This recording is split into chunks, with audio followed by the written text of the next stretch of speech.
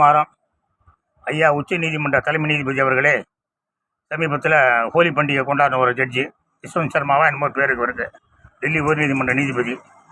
அப்புறம் போய் அதை ஃபயர் சர்வீஸ்காரங்க போய் அதை அணைக்க போயிருக்காங்க. கட்டு கேட்டால் அங்கே பணம் இருந்திருக்கு. உடனே அவரை பணிமாற்றம் செஞ்சுட்டாங்க. கட்டு கேட்டால் பணம் இருக்குது, அவரை பணிமாற்றம் செஞ்சுட்டாங்க. அதெல்லாம் ஒன்றும் தப்பு இல்லை, பணிமாற்றம் செஞ்சுட்டாங்க. அது ஏற்கனவே அது முடிவானது தான்.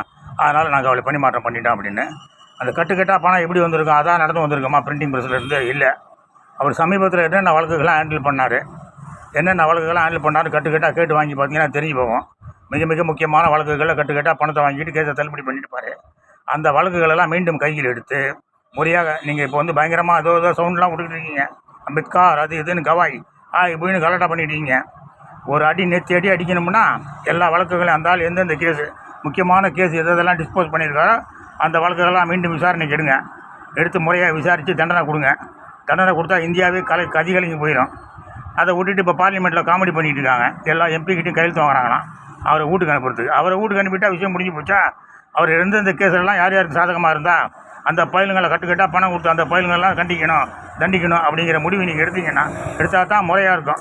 நாடு உருப்படும், இந்த ஏழை நாடு கொஞ்சமாக பரவாயில்லாமல் இருக்கும். இல்லை நாங்கள் வளர்ந்துட்டோம் 2047 நாங்கள் தான் உலகத்திலே பெரிய பொருளாதாரமாக இருப்போம் 2047 அப்படின்னு ஐயா உச்ச நீதிமன்ற தலைமை நீதிபதி அவர்களே உடனடியாக அந்த ஆள் எந்தெந்த கேஸெல்லாம் யஷ்வந்த் சர்மா எந்தெந்த கேஸெல்லாம் டிஸ்போஸ் பண்ணணும் அந்த கேஸ் கட்டெல்லாம் வாங்கி மீண்டும் அதி தீவிர விசாரணைக்கு உட்படுத்துங்க.